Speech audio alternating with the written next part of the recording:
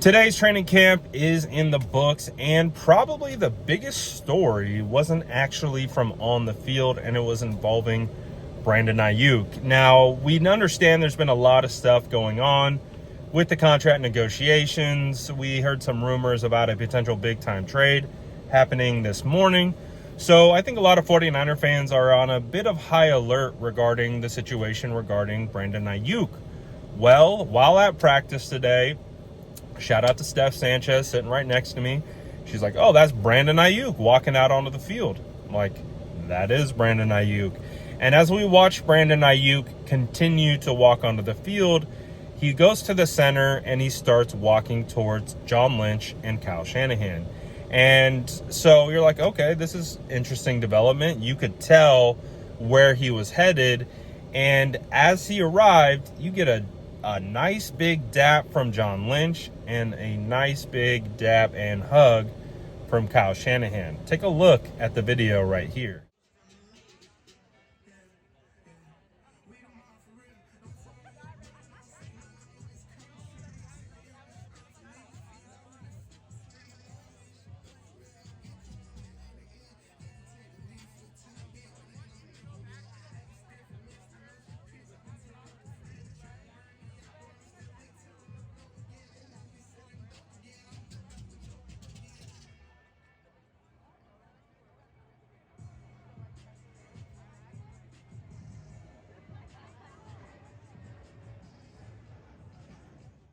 So this video picked up a lot of steam. It actually made its way onto the Pat McAfee show. Obviously, people are on high alert, not just 49er fans, but everyone across the league is waiting to see what is going to happen with Brandon Aiyuk. Is he going to get paid or is he going to get traded? It's been the question that has been going for all of offseason. And so everyone's kind of looking at this dap between John Lynch and Kyle Shanahan, and they're trying to determine, is that a goodbye dap or is that a you just got paid dap?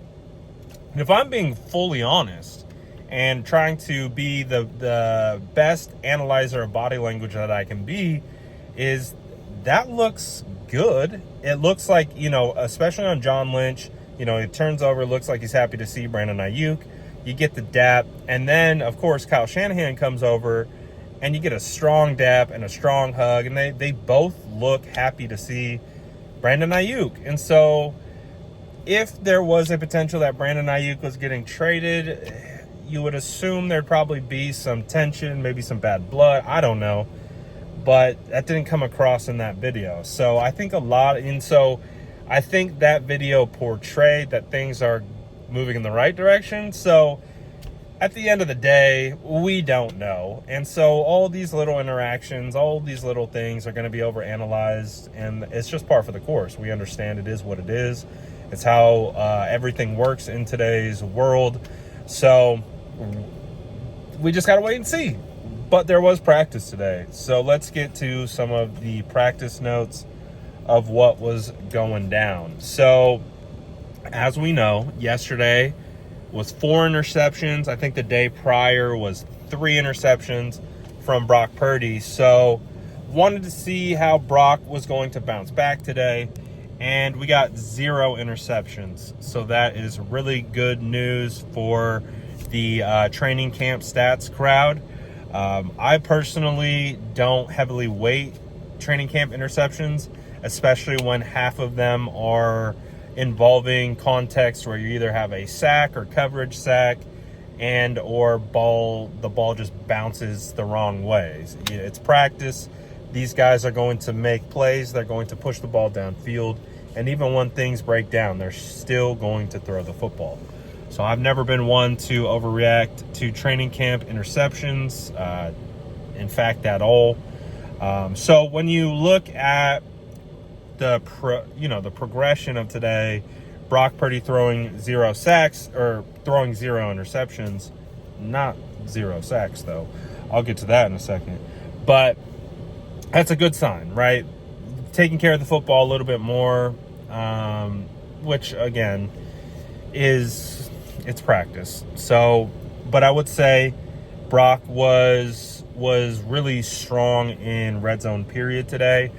Throughout the first portion of team, and kind of the main team spots, it wasn't all that, the energy wasn't that crazy. It was kind of low key today.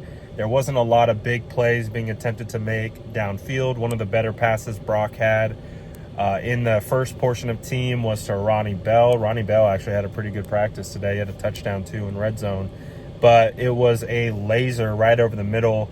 Ronnie Bell elevates to go get the ball with tight coverage, and it was pretty solid. But I think one of the biggest stories from today wasn't the fact that Brock Purdy threw interceptions or not. This was the first time that we got to see Brock Purdy and Ricky Pearsall develop a connection, because this would be Ricky's third practice of training camp, and he's been slowly worked in. Day 1, didn't participate in team. Day 2, worked with second, third string. And today was the first day we saw Ricky Pearsall and Brock Purdy, and we saw some really strong connections. I would say the nicest touchdown of training camp today was in red zone period, so they're probably around the 10-yard line. I didn't see how the route developed, but it ended up with Ricky Pearsall on the left side, and Brock uncorks this thing, and it was good timing within the pocket. It fell in line with the type of timing you're looking for in getting the ball out, and I could see 2 defenders' hands just raise up to try to get their hands on this ball, and Brock just delivers this beautiful layered pass over 2 defenders right to Ricky Pearsall for a touchdown. So they had 2 completions today. One was like a quick out in one of the other portions of team period. So we started to get to see the Ricky Pearsall Brock Purdy connection, and I think it's definitely early returns are nice. So I really liked what I saw from that. But in regards to the offensive line, we have more injuries, it appears, on the O-line. Aaron Banks didn't practice today. So we did get Jake Brendel again, but that meant we got a combination of Ben Barch and Nick Zakel starting at left guard. Dominic Pooney still rocking that right guard spot. And, of course, Jalen Moore and Colton McKivitz at tackle for the starters. I have to say, man, Jalen Moore's put up 2 solid practices. And Colton McKivitz. Both those guys are playing well. I know that's something that fans hear, and they're like, you're lying to me, Brad. And I wish, no, I don't wish I was lying. It's just the reality. You had Colton McKivitz get a win against Nick Bosa in one-on-ones as a really nice rep.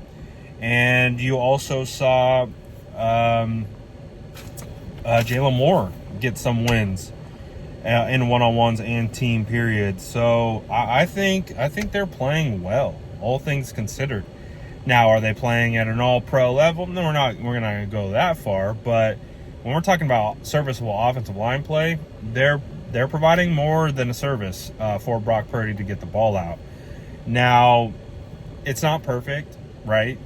But I would say that one of the developments from this training camp that has been interesting is we know Brock Purdy, and one of his best traits is getting the ball out quickly, right? Getting it on time, throwing it with anticipation. But there's been multiple plays every single day of practice where Brock doesn't seem like he has anywhere he wants to go with the football, where it's either the primary is taken away, his primary isn't getting open, he's forced to continue on through his reads and try to find someone else. But there are multiple times on the day where I'm like, that's a coverage sack, because the internal clock goes off and he's just looking, and there's nothing there. Now, in a lot of these occasions, he does have time to get through the progressions, but I'm taking this as a positive for the defense. I think the defense is playing really well. The defense continues to, one, they get after the passer pretty regularly, but 2, it's like the coverage on the back end is holding up really well, to the point where Brock Purdy, a guy that we look at and say one of his best traits is getting the ball out quickly, it can't get the ball out quickly because coverage is so good on the back end. So Diamador Lenore early, early like candidate for player of training camp, playing really well. There's definitely more we can get into detail, but those were some of the highlights from today. We had some stuff on 101s. Taylor Hawkins had a huge hit on Cameron Latu. Latu still struggling with some drops. Kind of reminds me of last year a little bit.